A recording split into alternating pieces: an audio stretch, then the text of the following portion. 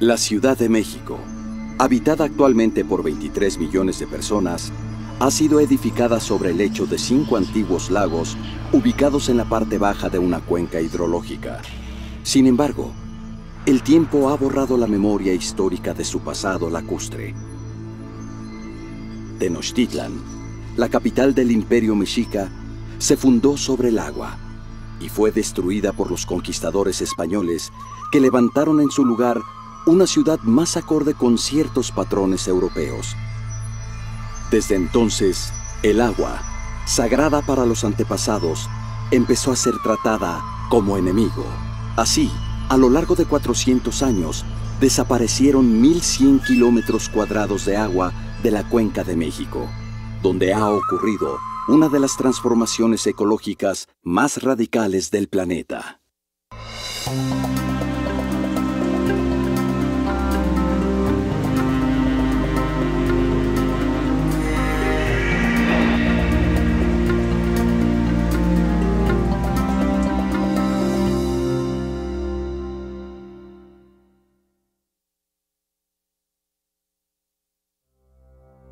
La Cuenca de México es un área geográfica rodeada de sierras, montañas y volcanes, entre los que destacan el Popocatépetl y el Iztaccíhuatl. En la parte más baja del valle, los lagos de Texcoco, Chalco, Zumpango, Jaltocan y Xochimilco integraron en el pasado una región lacustre. Teníamos agua desde lo que hoy es Huehuetoca, Zumpango, hasta prácticamente Xochimilco y Chalco, y agua desde Texcoco hasta prácticamente lo que es Tacuba, Azcapotzalco. Pero cuando llovía se hacía una sola área lacustre. Pero cuando dejaba de llover, esta superficie de 1.100 kilómetros cuadrados de agua se separaban en 5 partes. Es importantísimo, porque no todas esas partes estaban al mismo nivel. Los lagos más altos era de los 5, Zumpango, luego le sigue en la parte sur el lago de Xochimilco y el lago de Chalco, y el lago más bajo era el lago de Texcoco. La ubicación privilegiada de las áreas lacustres y los humedales de la Cuenca de México atrajeron a grupos humanos que se asentaron en las partes bajas del valle desde la prehistoria.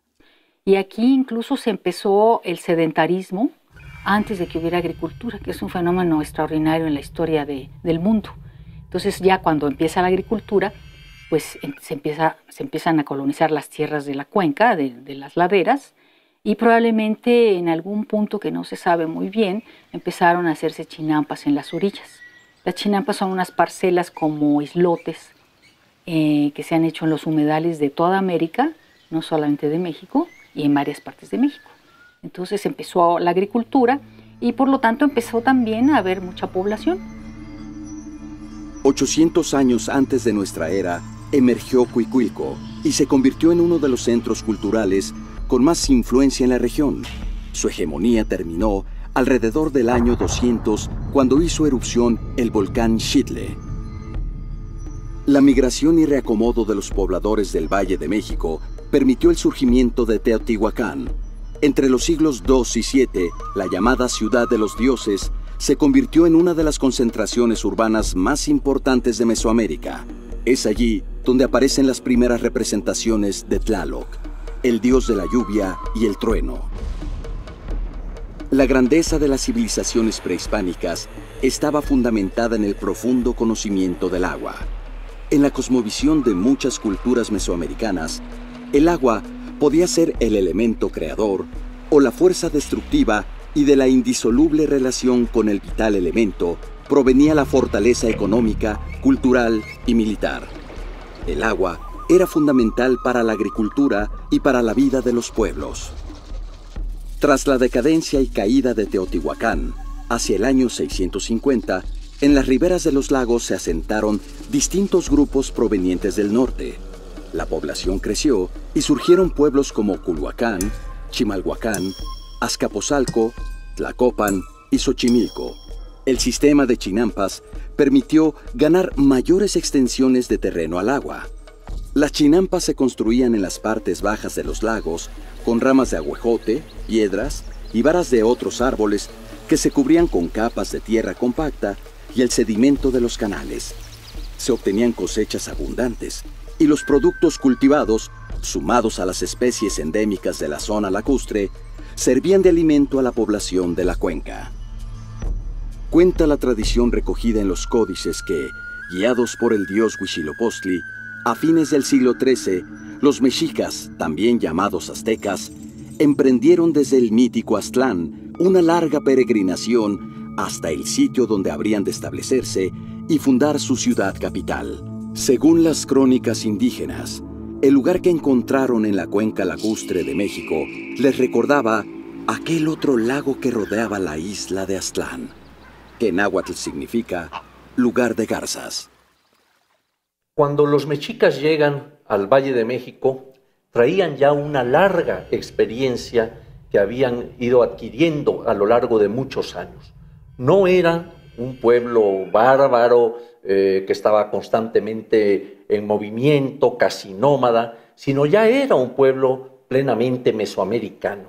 Y con esto queremos decir que ya era, digamos, parte de estos pueblos ya complejos, sociedades complejas, y en el caso de ellos ya tenían un dominio del agua que habían podido experimentar, por cierto, en aquel punto que nos relatan las crónicas, en donde se detuvieron por varios años, se asentaron, y que se llamaba Coatepec.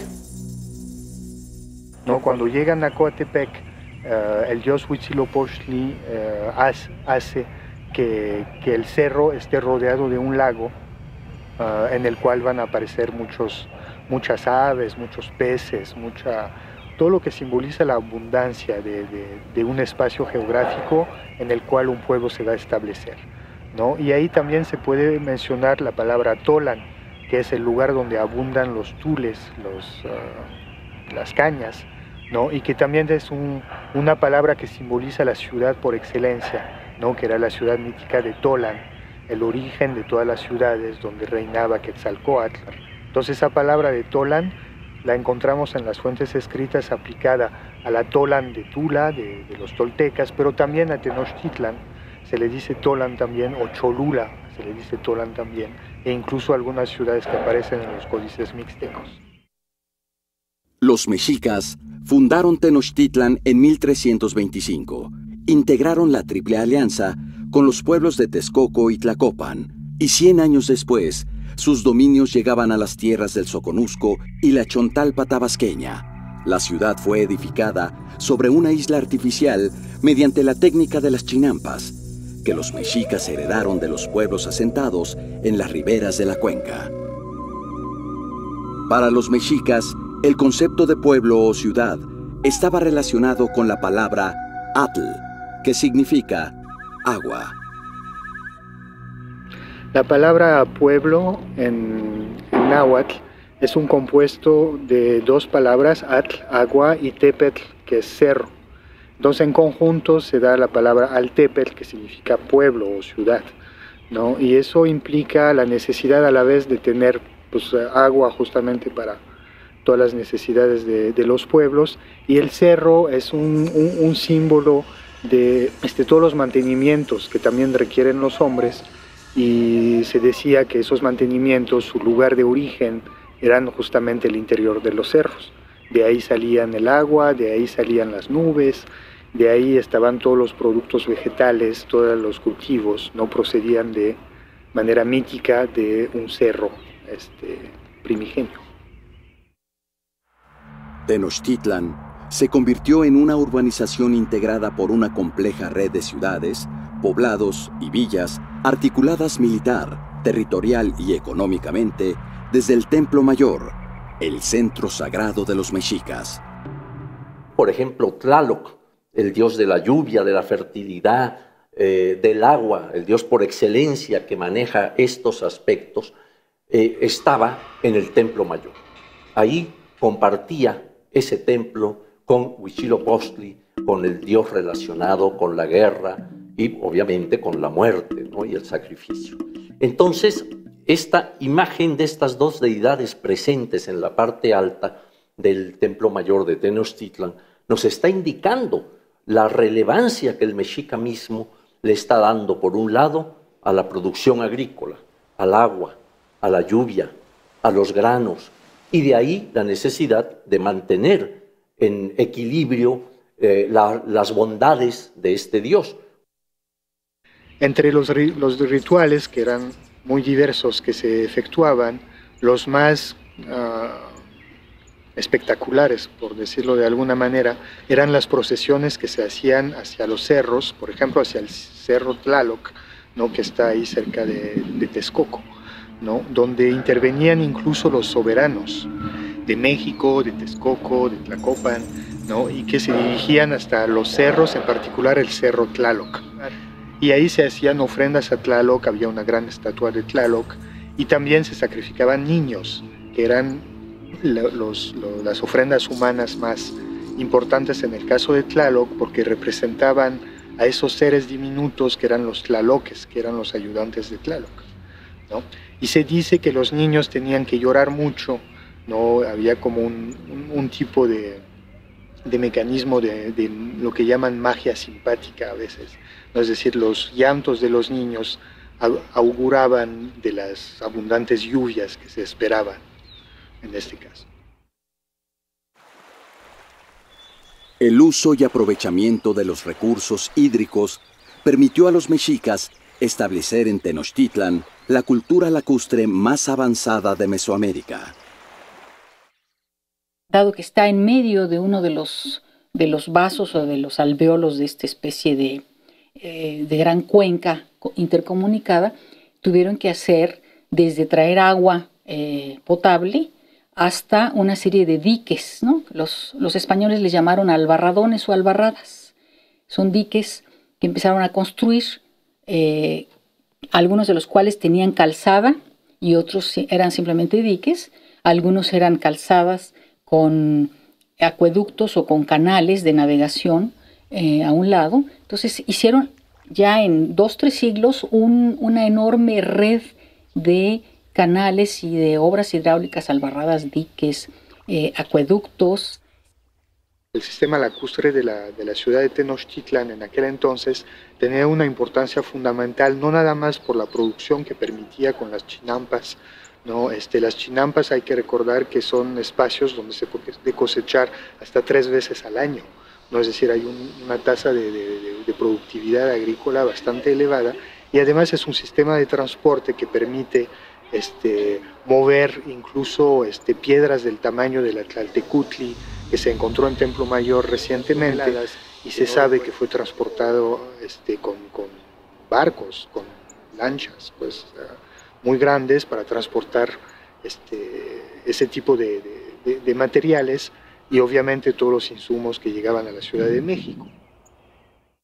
En 1449, Nezahualcóyotl mandó levantar un gran albarradón que en la temporada de lluvias controlaba los niveles de agua del lago de Texcoco.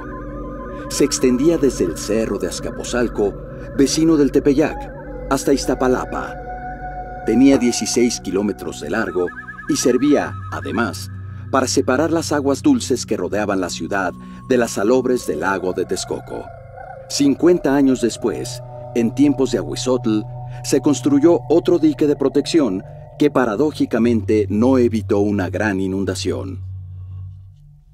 Resulta que una inundación trajo como consecuencia el que Ahuizotl, uno de los gobernantes mexicas que va a morir en 1502, precisamente tenga que salir huyendo de su palacio por esta inundación. Y al huir, pues se golpea en la cabeza. Algunas fuentes relatan cómo ocurrió esto. Parece que a partir de allí quedó muy maltrecho, etc., hasta que finalmente muere en ese año de 1502, momento en el que Moctezuma va a asumir el trono de Tenochtitlan. La relación fundamental que Tenochtitlan tenía con el agua cambiaría drásticamente con la llegada de los españoles y la conquista de la ciudad en 1521.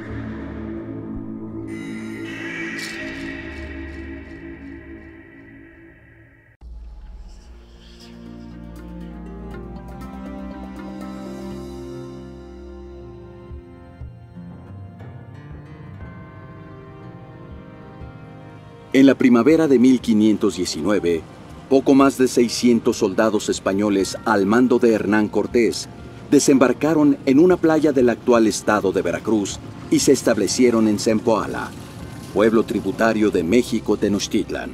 En su camino hacia el centro del territorio, Cortés realizó alianzas con los señoríos de Tlaxcala, Huejotzingo y Tehuacán, que serían fundamentales para la derrota de los mexicas.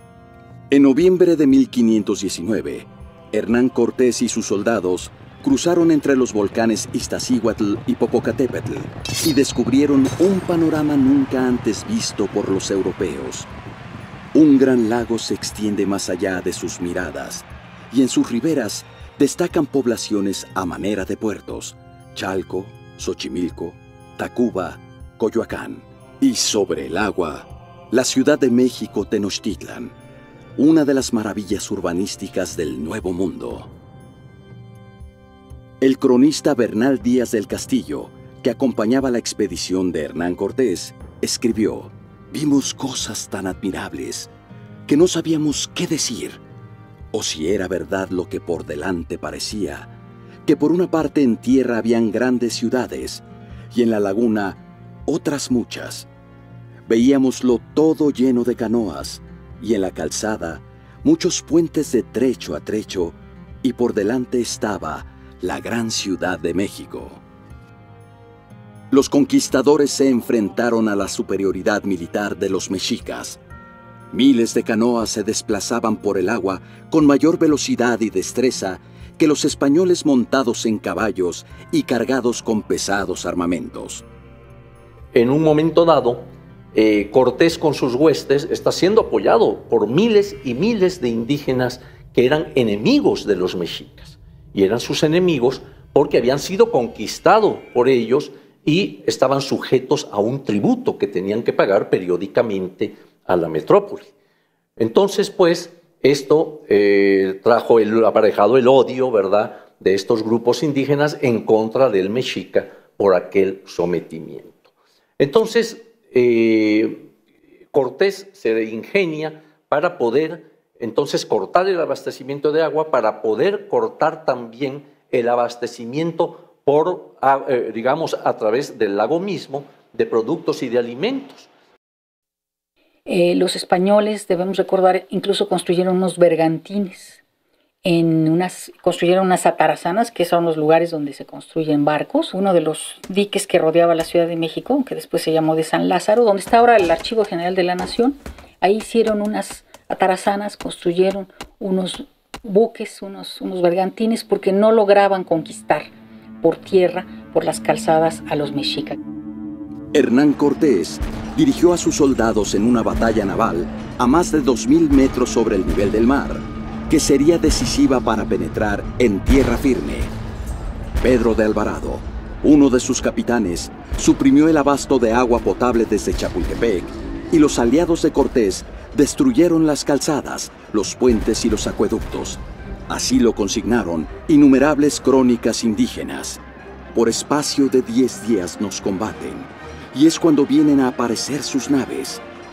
A los 20 días van a colocar sus naves por Nonualco, en el punto llamado Mazatzintamalco. Las armas de fuego tardaron casi 2 años en vencer los arcos, flechas y escudos de madera y algodón.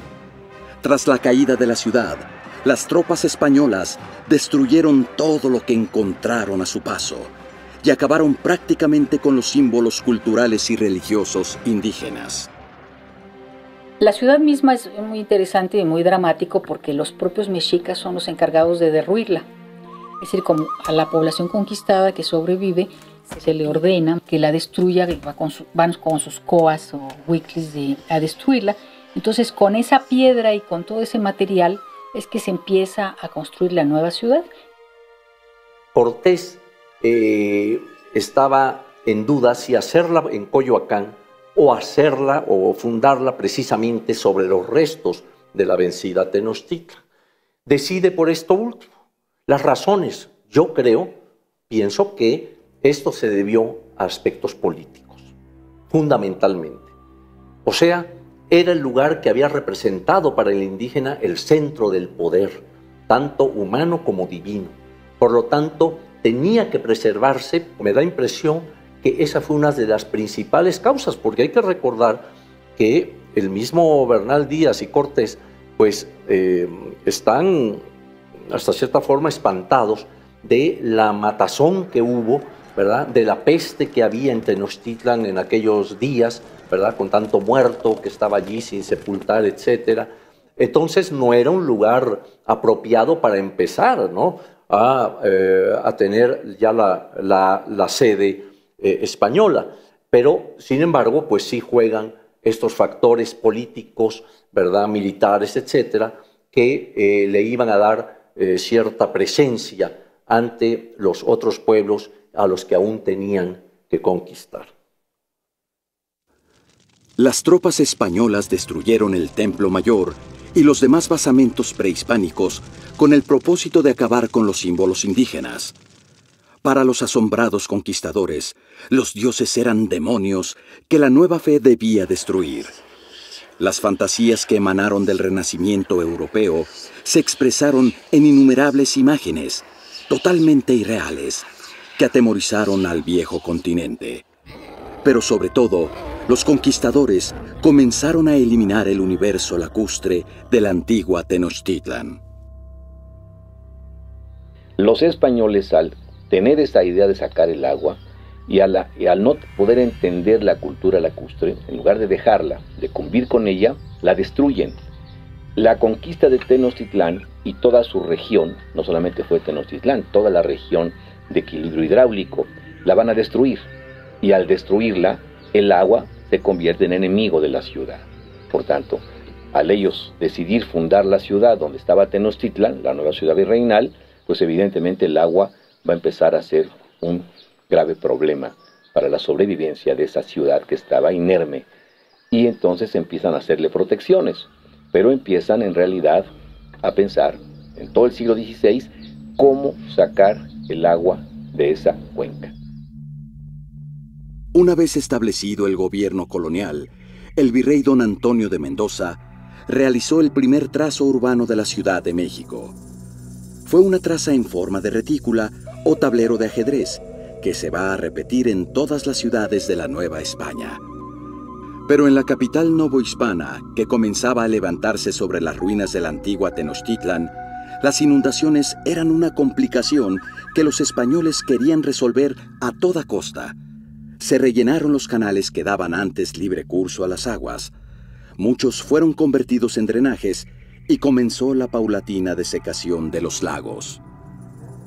De tal manera que a la hora de hacer una ciudad seca, en vez de una ciudad lacustre, y aparte parece que también se fue hundiendo por el peso de las edificaciones españolas, se provocó el fenómeno de o más bien se dieron las condiciones para que la ciudad se inundara con mucha frecuencia. La primera muy grande fue en 1555 y luego se sucedieron otras en 1580, en 1603, 1607 y en 1607 se toma la decisión el virrey Velasco de abrir el desagüe.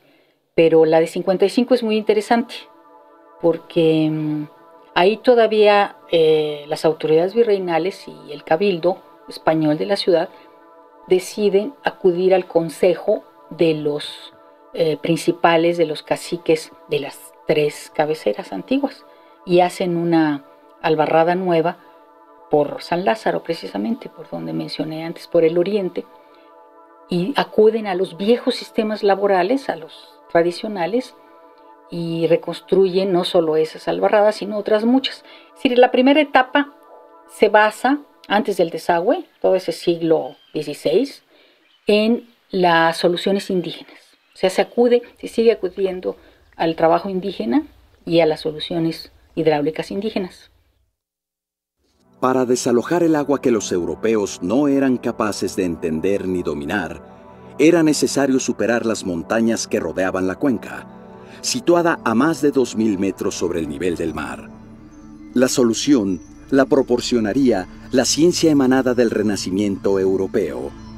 Durante la segunda mitad del siglo XVI, llegaron a la Nueva España varios científicos con el propósito de cumplir dicho anhelo.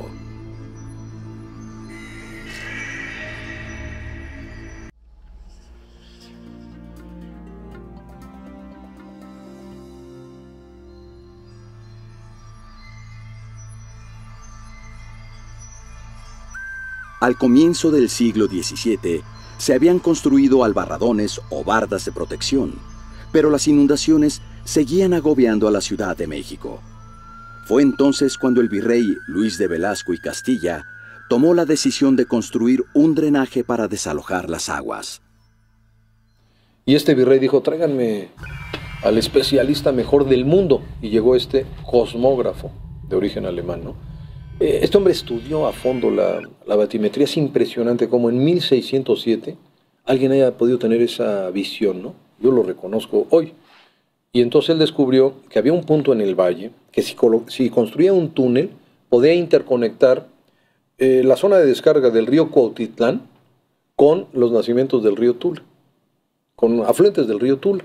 Bueno, Enrico Martínez es uno de los grandes personajes en la transformación que sufre la Ciudad de México y trae la idea de perforar, de hacer un túnel para resolver el gran problema de las inundaciones, sobre todo la inundación de 1604. Se dedica a otras cosas. Es impresor, es traductor y, entre otras, hace una propuesta que forma parte de una polémica. Gudiel, Francisco Gudiel, en 1550, otro personaje de origen europeo, no plantea hacer un túnel como lo hizo Enrico Martínez. Es una polémica interesante incluso en la actualidad. Él plantea abrir la cuenca, porque el agua tenía que salir porque inundaba la ciudad. Entonces los españoles plantean, la ciencia renacentista plantea reducir el agua. ¿Pero cómo reducirla? Francisco Gudiel plantea no túnel, sino una acequia. O sea, hacerle un corte a las montañas y poder controlar el agua, no toda sacarla, sino a un sistema de esclusas y de controles, de compuertas. Esta idea es dominada después, es erradicada por la idea de Enrico Martínez. Más de 60,000 indígenas, con el uso del azadón y la pala, construyeron el túnel de Huehuetoca, diseñado por Enrico Martínez, que entonces tenía 7 kilómetros de largo. Se desviaron las aguas del río Cuautitlán y del lago de Zumpango para conducirlas al Golfo de México a través de los ríos Moctezuma y Pánuco. Pero además trajeron a otro ingeniero holandés, Adrian Boot. Boot proponía que se siguiera el modelo indígena, es decir, como en Holanda, con diques, control del agua, más que intentar pelear tratar de sacar el agua de la cuenca, que se controlaran los niveles y se hiciera una serie de obras a la manera indígena. Es decir, ahí había una coincidencia entre el modelo, diríamos, de los Países Bajos y de Mesoamérica, ¿no? De los mexicas. A pesar de la construcción del túnel de Huehuetoca en 1629, la ciudad volvió a convertirse en un lago. La imagen de la Virgen de Guadalupe se trasladó de la villa a la catedral, pero ni así disminuyó el nivel de las aguas que permanecieron estancadas hasta 1634. La causa de la grave inundación se atribuyó a los limitados cálculos del túnel de Enrico Martínez. Y lo metieron a la cárcel a este pobre hombre. Luego lo tuvieron que sacar para pedirle recomendaciones.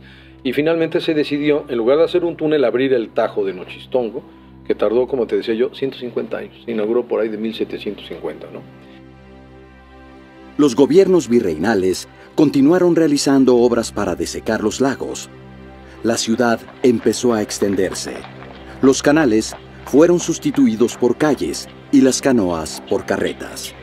Hacia 1769, el Tajo ya era insuficiente para librar a la ciudad de las inundaciones. Por ello, José Antonio Alzate, un pionero de las ciencias naturales en México, propuso que se construyera un canal regulador que controlara los niveles del lago de Texcoco y se mantuvieran las superficies lacustres de la cuenca.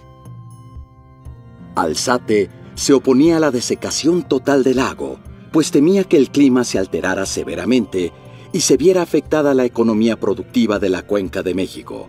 Su propuesta no se llevó a cabo, y en 1794, el arquitecto Ignacio Castera construyó el llamado Canal de Guadalupe, que conectó el lago de San Cristóbal Jaltocan con el Tajo de Nochistongo y el lago de Zumpango. El sistema de eliminación de aguas hacia el río Tula se conectó con el lago de Texcoco y las áreas lacustres de la cuenca comenzaron a disminuir.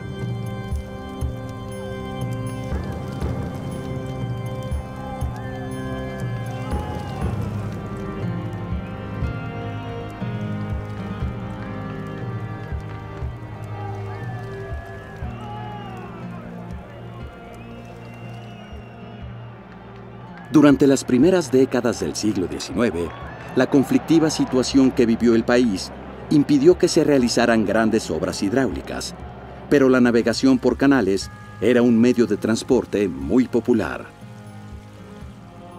El gran canal del 19 más famoso que existió en la historia de la Ciudad de México es el Canal de la Viga.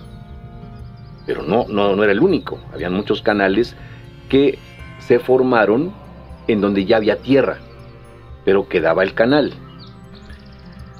Entonces, estos canales son venas que comunicaban las partes periféricas de estos pueblos ribereños, antiguamente creados en la orilla del lago, pero cuando el agua se va, pues quedan ya como poblados de tierra, y comunican, por ejemplo, Xochimilco con el centro de la ciudad. Ese famoso Canal de la Viga es en realidad un río. El Canal de la Viga es parte, el segmento final o intermedio de un río. El río es el río Ameca.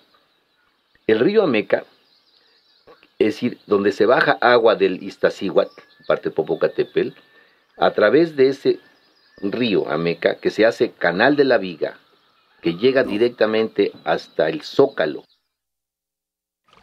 Como en los tiempos prehispánicos, el Canal de la Viga era una importante vía de transporte de productos agrícolas entre las chinampas de Xochimilco y el centro de la ciudad, además de ser un lugar de paseo dominical para muchos capitalinos. Pero como el problema de las inundaciones continuaba, en 1865, el emperador Maximiliano autorizó realizar el proyecto de Francisco de Garay y Luis Espinosa, que consistía en edificar un extenso canal de casi 50 kilómetros desde San Lázaro hasta Zumpango.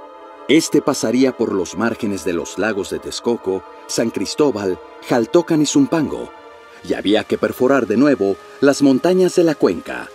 La obra, iniciada en tiempos de Maximiliano, se conoce como el Gran Canal del Desagüe y primer túnel de Tequisquiac, y su construcción continuó durante la presidencia de Porfirio Díaz.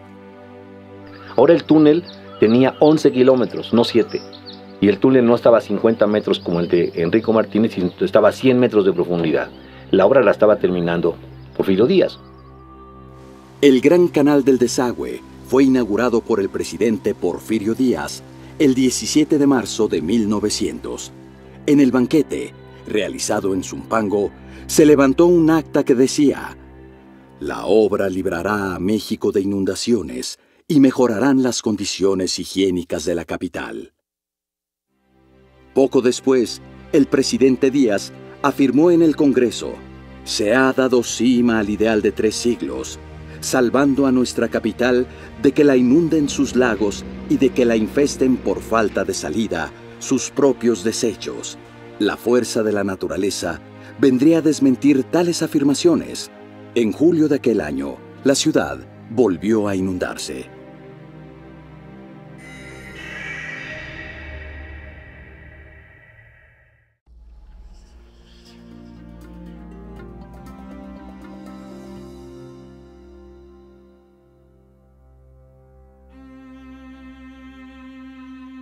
Una vez concluidas las luchas revolucionarias y consolidado el Estado mexicano, se sentaron las bases para que la Ciudad de México se convirtiera en una metrópoli moderna que no tenía nada que ver con su pasado lacustre.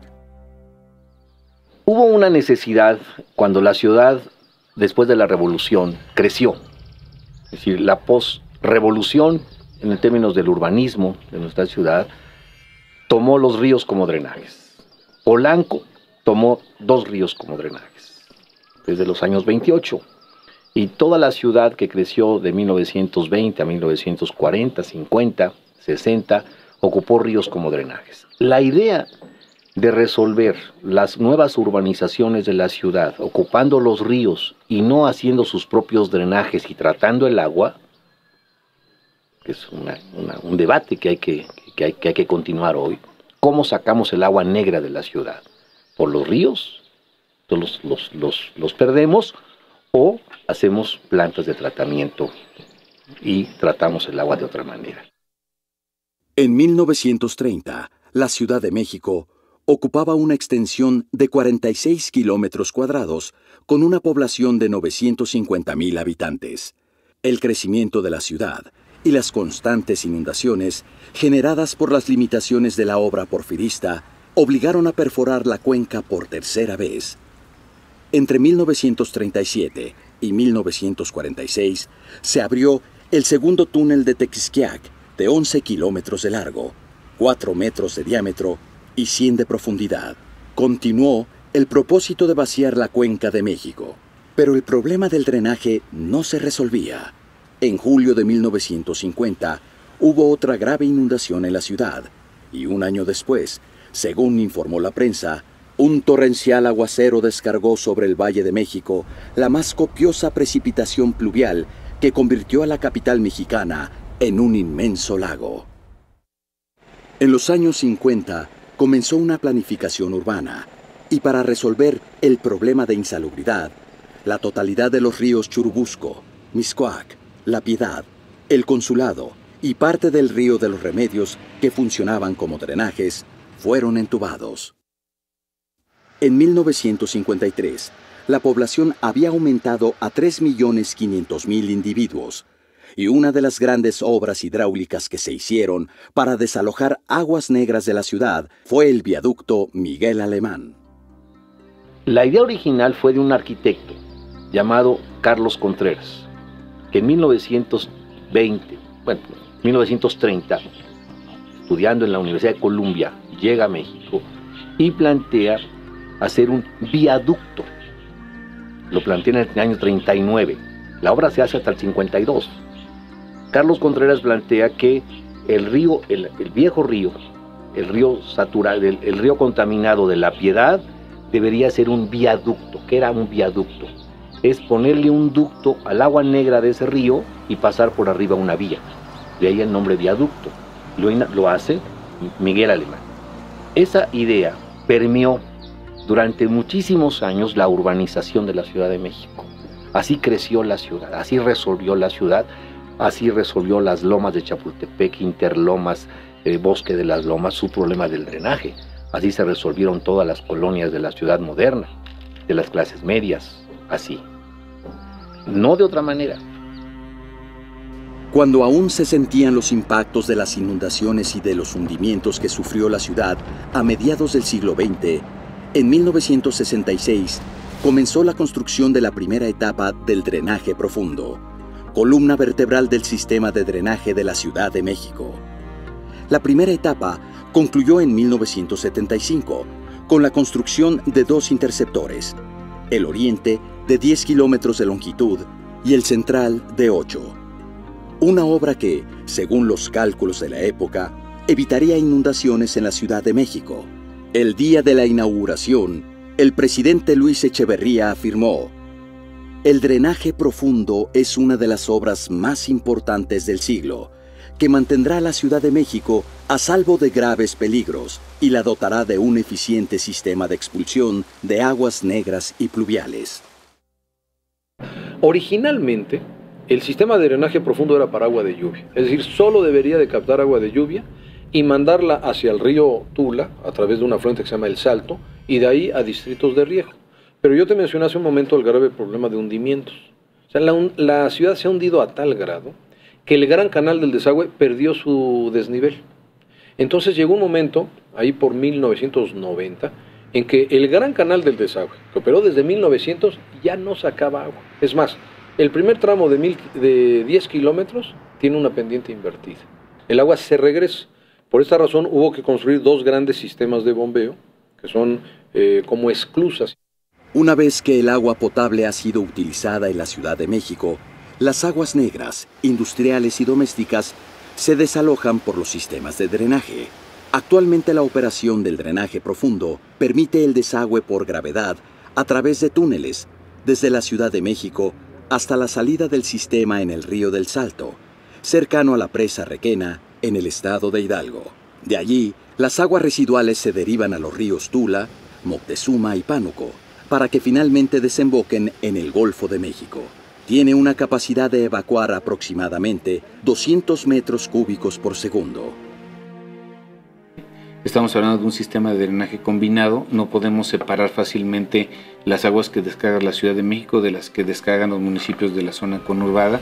Tenemos 3 salidas metropolitanas, que sería la que está al poniente, es el emisor poniente, que tiene la salida por el Tajo de Nochistongo, que finalmente va a dar al estado de Hidalgo.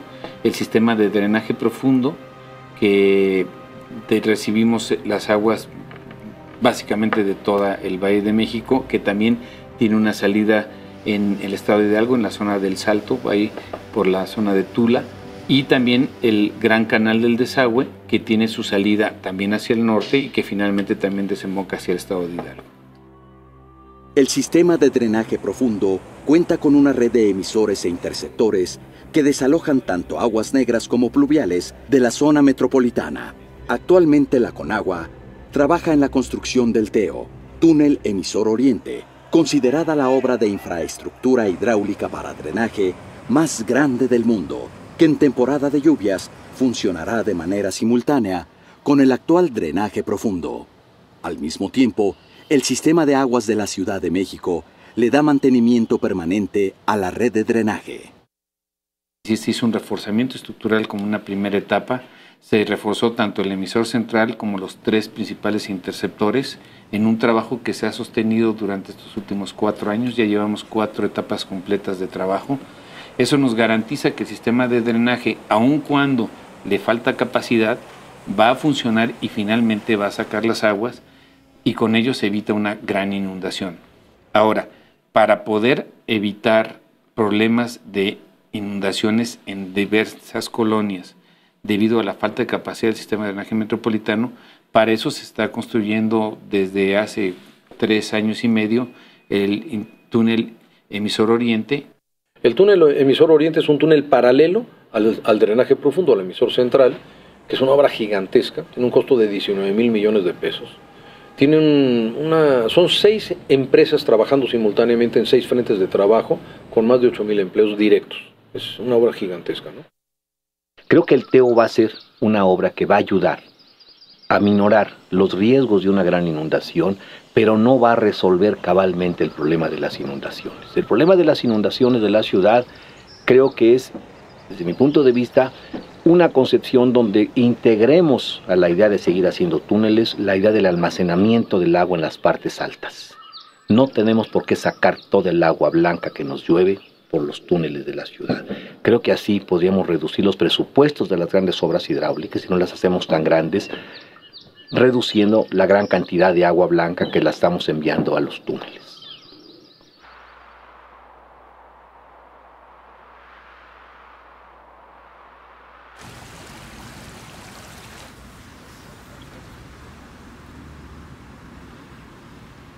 A pesar de las grandes obras de infraestructura hidráulica para desalojar las aguas residuales, muchas zonas de la Ciudad de México siguen sufriendo graves inundaciones en la temporada de lluvias. Esas obras que se tienen actualmente en operación son obras que tienen más de 30 años operando, que se diseñaron para una ciudad que no es el tamaño que tiene actualmente. Es una ciudad de 10 millones de habitantes, como se puso a funcionar actualmente con el doble de población. Tenemos una doble circunstancia. Por un lado, más zonas o unas áreas mucho más extensas que están pavimentadas que arrojan las aguas hasta el sistema de drenaje metropolitano, redes de atarjeas y de drenaje de colonias que también se van hacia el sistema de drenaje metropolitano, y zonas que estaban despobladas, no habitadas y que eran de alguna forma zonas de regulación, que si se inundaban no había problemas, actualmente están habitadas. Y eso nos genera entonces una doble presión. Entonces se han tenido que hacer grandes obras de infraestructura para protección de la población. Pues, ¿qué hicimos en Chalco? Esta zona que se había hundido y que se formó como un columpio, construimos un túnel profundo y una planta de bombeo. Y esa zona está realmente a salvo, ¿no? Gracias a estas obras. Pero claro, son inversiones. Por ejemplo, en este caso, esta inversión representó 1.600 millones de pesos. Es decir, estamos haciendo obras que cuestan más incluso que si tú decidieras mover una colonia completa de casas. O sea, sería más barato decir, a ver, vamos a ponernos de acuerdo. Mejor dejemos que esto se inunde y muevo estas 10 colonias a una nueva unidad habitacional. Sin embargo, la parte social es la enorme dificultad, no se puede hacer. Políticamente, socialmente, esto no se puede hacer. Entonces estamos haciendo obras de protección muy costosas, precisamente para evitar este tipo de inundaciones. En los albores del siglo XXI, la ciudad extiende sus dominios hacia los 4 puntos cardinales: valles, montañas, bosques y laderas, el entubamiento de ríos convertidos en drenajes y la construcción de grandes túneles es el resultado histórico que nos legó la cultura de desalojar el agua de la cuenca de México. Así se explica por qué en menos de 500 años el valle no solo perdió sus lagos y la ciudad sus canales y ríos. Al mismo tiempo, los habitantes de la capital también hemos perdido la oportunidad de aprovechar la memoria del agua, que a través de las lluvias insiste en reclamar su antiguo señorío.